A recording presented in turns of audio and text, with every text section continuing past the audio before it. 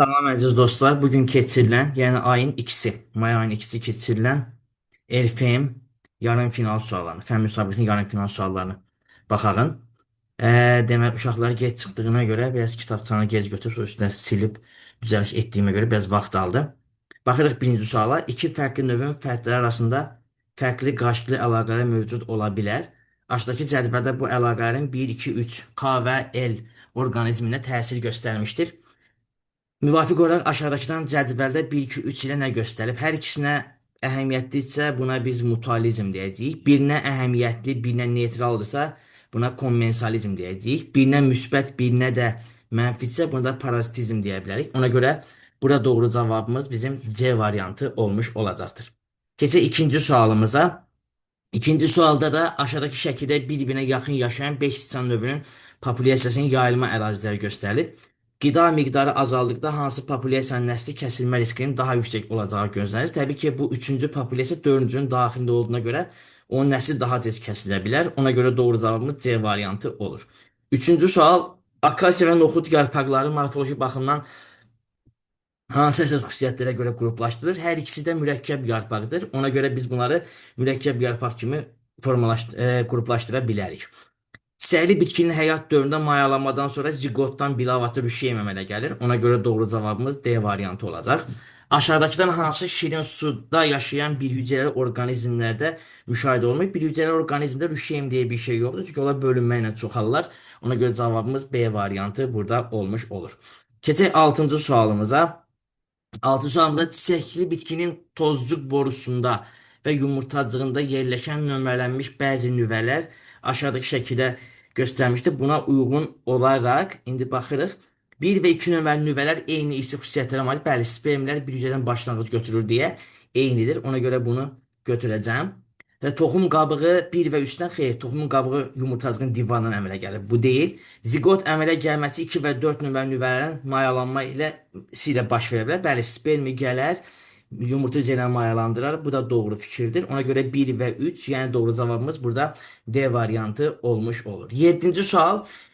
Bir hüceyrələr müqayisə etdikdə aşağıdakı hansı fikirlərə görə aralarında heç bir fərq yoxdur deyir. Hüceyrə divarının olması fərq var təbii ki. Hüceyrə divarı bitkidə olur. Vakuolların sayı və ölçüsü fərq var, bitkidə daha böyük olur. Orqanlərin növləri xeyr, bitkidə xoroplast olur, heyvanda olmur. Amma hüceyrə daxil zülalın sintezi hər ikisinin daxilində zülal sintezi baş verir.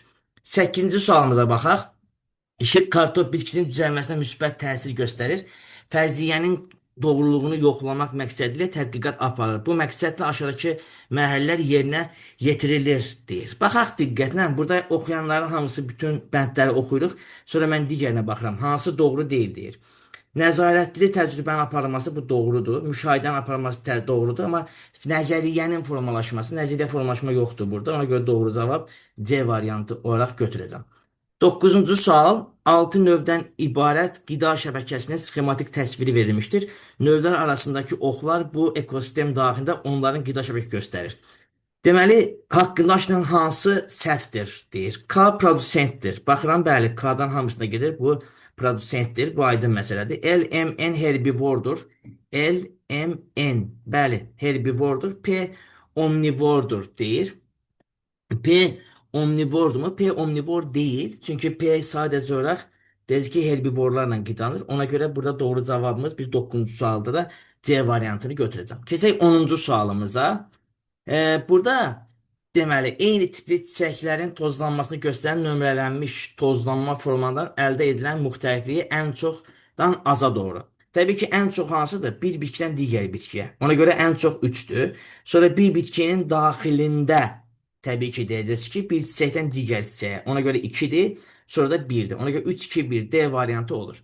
Bitkinin sistematikasında təsnifatında yarpağın hansı əlamətlərini daha etibarlı hesab olunur? Damarlanma. Biz dedik bir ləpələrdə paralel damarlanmadır, iki ləpələrdə isə torvari damarlanma. Ona görə damarlanma tipini götürəcəyik. 12-ci sual. Ekosistemdə əgər bir herbivor növ məhv olarsa, hansının baş vermə ehtimal olunur? Karnivor müxtəlifliyinin artması. Bu Əgər herbivor məhv olursa, onunla qidalanan karnivordur. Onun müxtəlifliyi artmaz, azalar. Ekosistemdə istehsal olunan üzvü maddənin miqdarının azalması xeyr. Herbivor məhv olursa, demək bitki ilə qidalanan az olur. Ona görə bitkinin sayı artmış olur. Bitki növlərinin müxtəlif azalmır. Dediyim kimi artacaq. Herbivorlar arasında qidara bəli. Elə ki, iki dənə herbivor var idi. Biri sıradan çıxırsa, o birisi qalır və burada rəqabət azalmış olur. Ona görə doğru cavab D variantı götürəcəyik. Gövdə də həm fotosintez, həm də su ehtiyatı funksiyası daşıyırsa, məsələn, ağlımıza avtomatik olaraq nə gəlir? Kaktus. Ona görə də o da harda yaşayır? O da yaşayır quraqlıq yerlərdə. Ona görə cavab B variantını götürəcəyik. Elmi sənədli filmə baxan şagird mikroskopik quruluşlu, ətraflı təsvir edilmiş bir hüceyrə orqanizmin prokaryot deyil, evkaryot olduğu qənaətinə gəlir. Hansına görə? Hüceyrə divarı həm prokaryotda, həm evkaryotda var. Vakolların olması xeyr, prokaryotda da vakol yoxdur bakteriyada. Ona görə cavab B variantı olaraq 14-də bunu götürəcəyik. 15-ci suala baxıram. Verilmiş qida zəncirində şahin populyasiyasına aid fərdlər insanlar tərəfindən həddindən artıq ovlanır. Əgər şahin sıradan çıxırsa, nə olacaq? Onda burada deyir ki, hansı bizə müvafiq olaraq qrafik göstərdiyi kimi hansı orqanın populyasiyada fərdlərin sayının ilk dəyişiklik göstərmə ehtimalı ən yüksəkdir, deyir. Populyasiyadan əgər şahin çıxırsa, ilanların sayı artır. İlanın sayı artırsa, demək avtomatik olaraq qurbağanın sayı azalır. Ona görə burada doğru cavab qurbağanı götürəcəm. Tural verilmiş yaşayış mühitindən mövcud olan orqanizmlər nömrələnmişdir.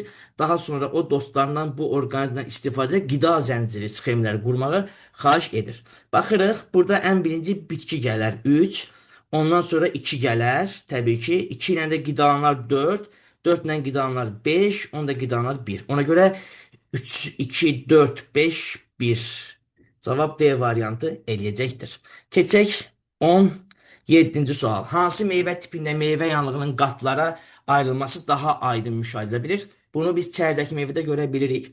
Meyvə ləti, nazik qabığı, lətli hissəsi, sonra çəyirdək. Orada daha yaxşı görə bilirik. Ona görə doğru cavab C variantı götürəcəm. Orqanizmlər arasındakı aşağıdakı hansı əlaqə mutualizmə nümunə ola bilməz?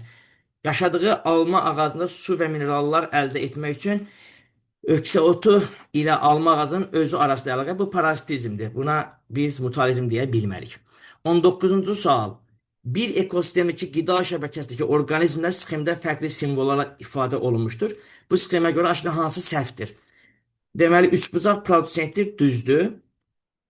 O fotosintez həyata keçirir? Xeyr. Bu fotosintez həyata keçirə bilməz. Təbii ki, bu fotosintez həyata keçirir. Ona görə B variantı 19-cu sualda səhv cavab olacaqdır.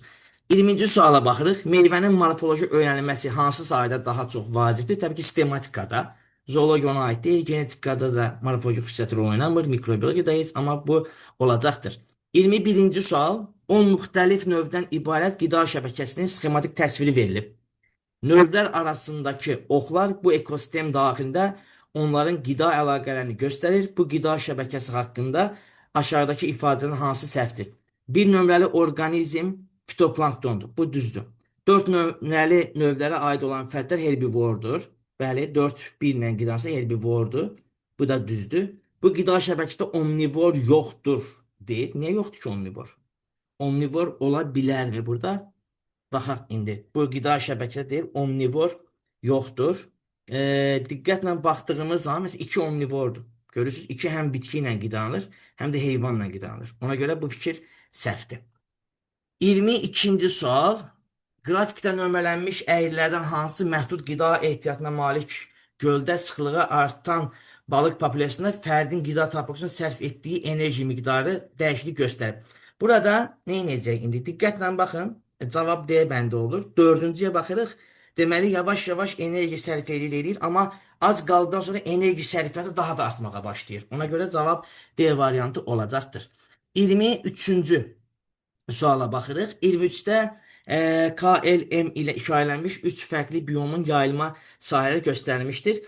Buna görə xüsusiyyətlərə görə adətən rast gəlindiyi biyomlar aşağıda hansı variantda düzgün göstərilmişdir deyir.